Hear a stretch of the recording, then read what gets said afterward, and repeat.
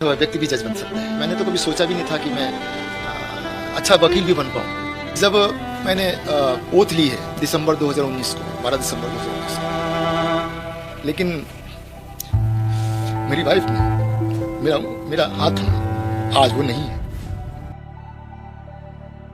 Allahabad high court के justice Shekhar Kumar Yadav का यह इंटरव्यू एक चैनल द्वारा किया गया है। एक सामान्य परिवार में जन्मे शेखर कुमार यादव जज बनने तक की अपनी यात्रा और उसमें अपने स्वर्गीय पत्नी के योगदान को याद करते हुए भावुक उठे थे। जस्टिस यादव ने बताया कि आज भी सरकारी बंगले में नहीं बल्कि अपने पैतृक मोहल्ले में रहते हैं, क्योंकि उनकी पत्नी चाहती थी कि अपने समाज के बीच रहकर उनके लिए प्रेरणा बने।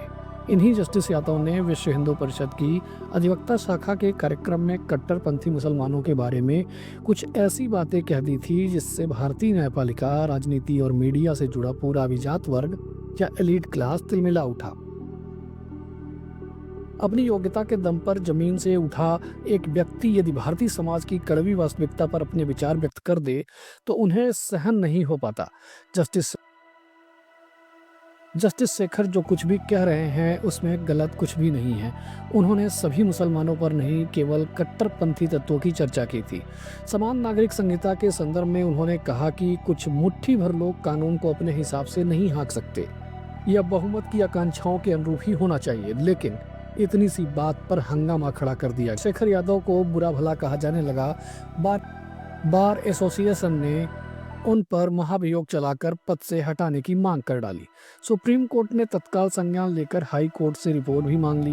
मर्यादाओं की याद दिलाई जाने लगी, लेकिन यह न्यायिक मर्यादाएं तब कहाँ गई थी जब कांग्रेस नेता अभिषेक मनु सिंह भी अपने बेडरूम में जजों का चुनाव किया करते थे। क्या बार एसोसिएशन ने उन्हें कभी बाहर किया? अब मनु सिंह भी की प्रैक्टिस पर रोक क्यों नहीं लगाई गई? वर्ष 2021 में सुप्रीम कोर्ट के जस्टिस रोहिंटन फाली नरेमन ने कहा था कि ऋग्वेद में महिलाओं को लकड़बग्घा कहा गया है। जब पूछा गया कि ऋग्वेद में ऐसा कहाँ पर लिखा है तो जज साहब मौन होकर बैठ गए।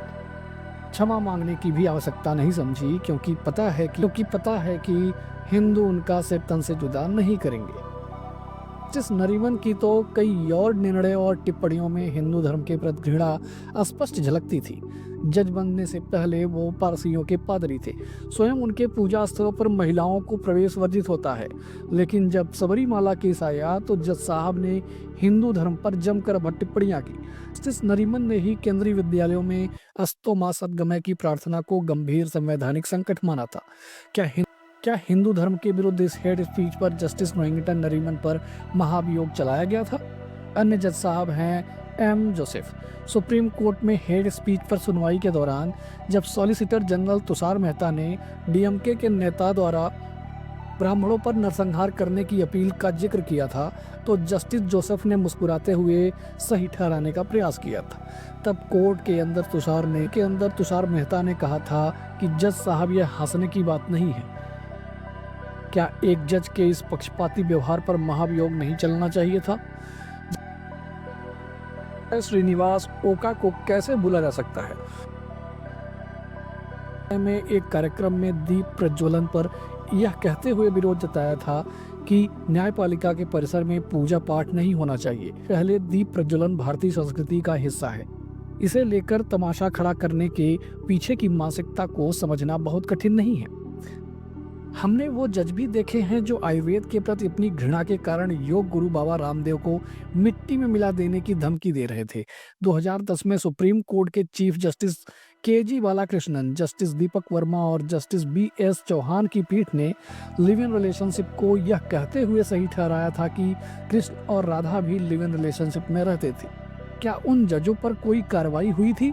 क्या उन जजों पर महाभियोग चलाया गया था जिन्होंने एमएफ हुसैन द्वारा हिंदू देवी देवताओं की अश्लील पेंटिंग बनाने को अभिव्यक्ति की स्वतंत्रता बताया था?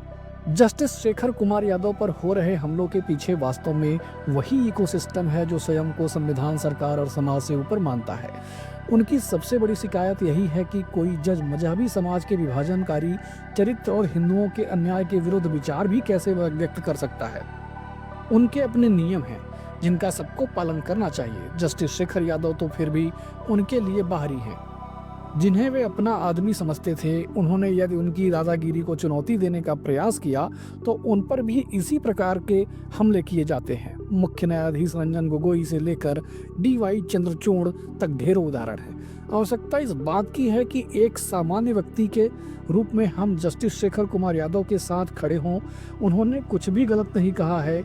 यदि कोई सोचता है कि उन्होंने कोई न्यायिक मर्यादा तोड़ी है तो पहले उन ढेर सारे माननीयों पर कार्रवाई होनी चाहिए जो हिंदू धर्म के प्रति अपने पूर्वाग्रह के लिए कुख्यात है। विधायिका हो, न्यायपालिका हो, कार्यपालिका हो या मीडिया, उन्हें समझना होगा कि वे इसी समाज का अंग हैं। समाज के अनुरूप उन्हें भी बदलना ही होगा।